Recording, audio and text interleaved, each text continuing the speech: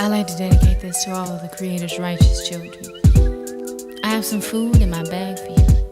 Not that edible food, that food you eat? No. I have some food for thought. Since knowledge is infinite, it has infinitely fell on me.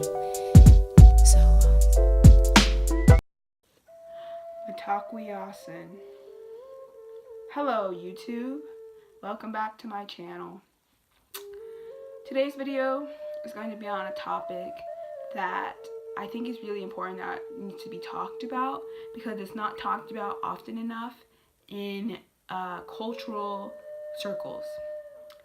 Being Native and being African American, it can be a tricky thing to maneuver through. The reason I'm bringing this up is recently a situation has happened with my family that I felt like it was important that this needs to be brought up. So recently, a situation happened where a person who is of one kind of native tribe, right? And he isn't mixed with, I'm not sure if he's mixed with, another race, but he authoritates himself as being somebody of a lot of power. And so him and my mother were on a phone call together, and some things were said, and the gist of this story is basically he tried to check her Native American status, basically trying to say, oh, well, you're not Native enough, or trying to basically check her on being Native because of some things that she said on the phone. Now, granted, this person has a big ego, and so he thinks that his tribe and his group of people are the only natives around. And he doesn't acknowledge other people's Native American status in the world. Now, I want to bring this up because, sadly, racism is not just a black and white thing. Racism happens in the Native American community a lot. Now, in a lot of the southern states of the United States, in Florida, Georgia, Alabama, North Carolina, South Carolina, Virginia, Mississippi, a lot of places, Arkansas, a lot of places in the South,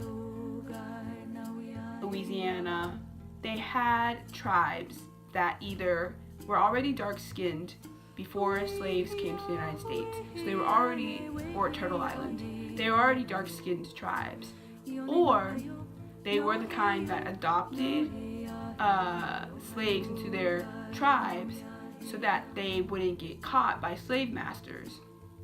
And I'm going to point out that yes, a lot of tribes did have slaves, so that's a thing.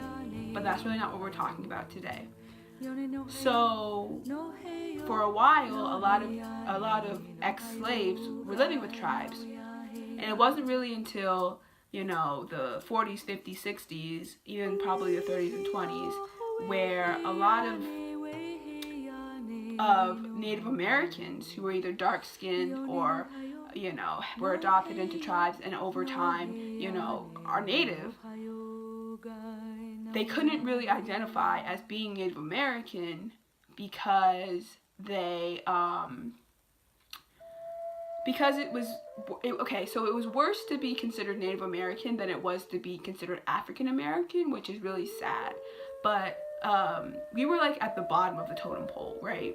With African Americans being like one step above. So that being said, we couldn't really say we're Native American or they would kill us. Point blank, on the spot, it would happen. So a lot of Native people who were dark-skinned or light-skinned, either went one way or the other. They would either say, okay, well, I'm white because I'm passable of being white. Or I'm black or colored at the time because I'm passable of being black or colored. So the ones that would be black or colored went to go live with a lot of the African American community. That being said, they eventually probably ended up marrying a black person and having black kids who are also Native. Fast forward, a lot of things happen with the system of blood quantum and being enrolled members of tribes. A lot of people who are African American, Native American mixed are not part of that. A lot of us don't have ways of knowing our tribe. Like we might know who our tribes are. Like we might know we're Cherokee, or we might know we're Choctaw, or we might know that we're Blackfoot, or whatever. My tribes are Cherokee, Powhatan, Blackfoot, and Cheyenne. And my mother knows that on her side of the family that we have that, right? We are not enrolled members of the Cherokee Nation or the Blackfoot Nation or Powhatan or anything like that, right? So we're not enrolled members. So we're going on basically just what we've heard through lineages of our family. Now, my mom and I are still going through our genealogy, so we're still trying to figure out exactly what we are. But just from being passed down of stories and different things through our lineage, we know that we are Native American. But we are also African American as well. And so it can be very difficult when going into different Native American circles to be fully accepted into this society. Because I'm gonna tell you, I'm just gonna be real. Native Americans can be very racist against African Americans. And a lot of the time, if you are African American and you know your mom or your grandmother was full-blood Cherokee, right? But you know, she married a black person and you're black, you know you're black, but you also know your grandmother was full-blood Cherokee. And let's say you go to that Cherokee tribe and you're like, I really want to know about my lineage, I really want to know about my heritage. They're probably going to turn you away because you're African American.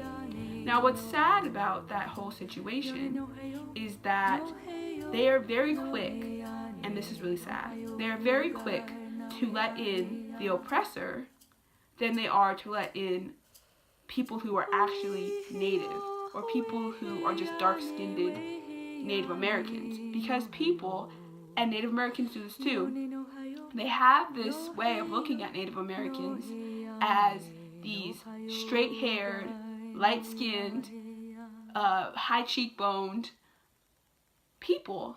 And 9 times out of 10, that really wasn't who we were.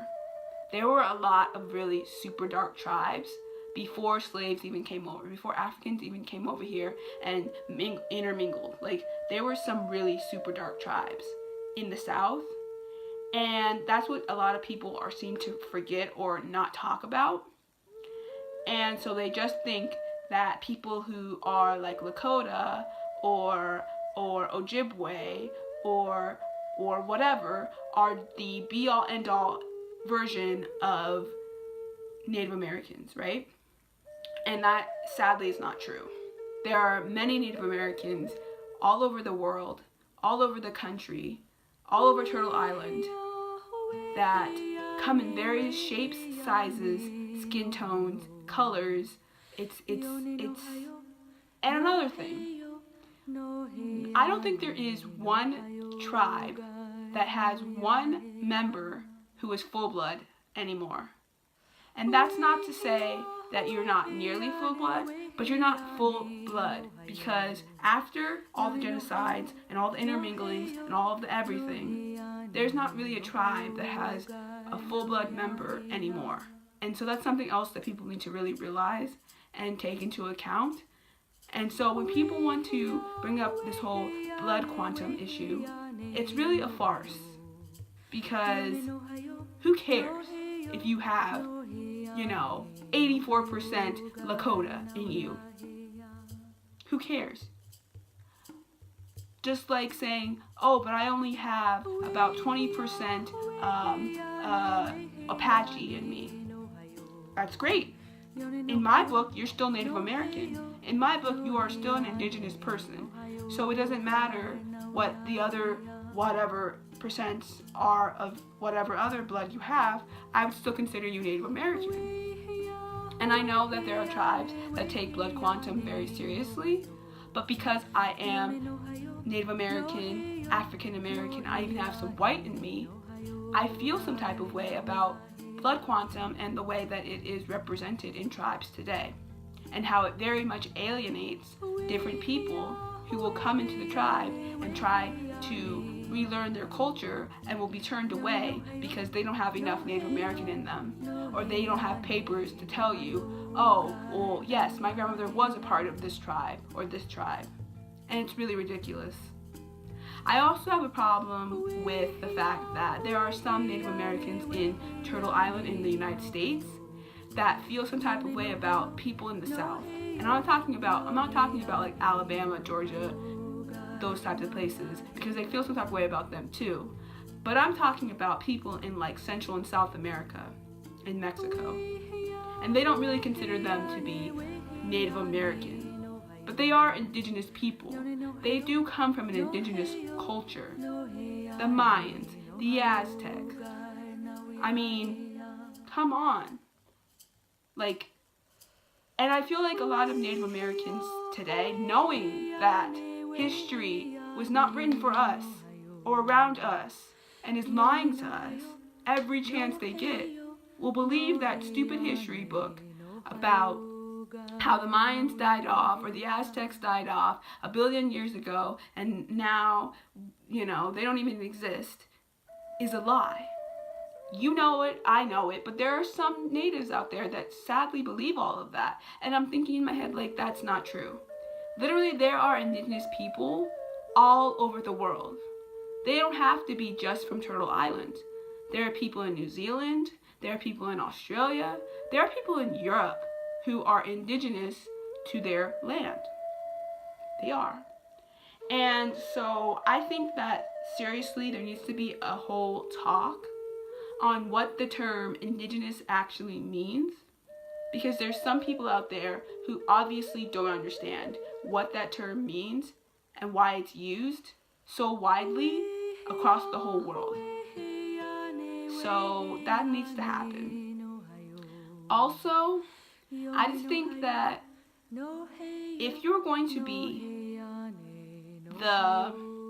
what you want to call the chief enforcer or the man in charge or the be-all end-all of Native culture, if you're going to try to be that way, then that does not mean that you oppress other people. I sadly had to hear of a story that happened at a gathering where a African-American little boy who had never been at this type of gathering and never been around these types of people went up to a Native American woman and wanted to just talk to her because he had never seen a real Native American, which he probably had, but he didn't. The way that people describe Native Americans is like warped, so they don't really know they're seeing Native Americans when they see them. But he wanted to go up to this lady and he wanted to say hi and just talk to her. And she was very rude to him and like very not nice, and just like, because there were certain places where at this gathering, there were certain places where people were supposed to be in the gathering. And this little boy knew he was supposed to be towards the beginning, which is also where the indigenous people were. But this woman just acted out of her ass, and she was so rude to this little boy. And it made the little boy feel so alienated by her. So he went back and he told his mom, he was like, "Mom, Native Americans are even meaner to us than white people." I was literally so mad. But sadly, there are people out there who are indigenous, who are Native American, who are okay with this behavior. And to me, it's not okay. Coming from many very rich cultures, I very much love all of my cultures. Native American, African American, French, Irish, I love them all. I don't care, I'm not one of those people that is so bent on this physical plane and being this one type of culture or not, and being this way or that way. I'm not. Because at the end of the day, it's all about your spirit. It's all about your spirit and what you're actually doing to enhance this world that we're living in. And so it really has nothing to do with your culture and who you are. It's more so about your character and the spirit that you uphance, and the fact that you are out there in the world spreading peace, spreading love, helping one another, being there for each other, not being racist, not being sexist, not being, ignorant, and really trying to do something right for this world. Then I don't care what your color is. And I don't care how indigenous you are. And I don't care how not indigenous you are. If you have a good heart and a good spirit, that's really all that matters. And so I just wanted to kind of make part 1 of a continual kind of series that I probably will make more videos on later. But I just want to talk about this because I feel like it's a big issue happening a lot lately that I've seen, and I just think it's wrong. I really do think it's wrong that people out there can't get it through their head that it is all about spirit. It really doesn't have to do anything with culture or race. It's about your spirit and what's in your heart. And if you're a good person, I'm all for you. You can be my best friend. Now, yes, should you completely 100% acknowledge Native Americans and acknowledge that we were the first people here? Yes. And should you acknowledge the indigenous people all over the world and know that they were the first people to be on those lands? Yes, 100%. That needs to happen all the time. That does not mean you have to be a jerk about it. That does not mean that we need to be propped up on this pedestal all the time. Because we don't. We're human too. And we're in this new millennium where we can't really go back in time and fix a lot of things. But we can move forward in a right way, in a good way, with our hearts and spirits synced in a beautiful, beautiful, loving, and peaceful way.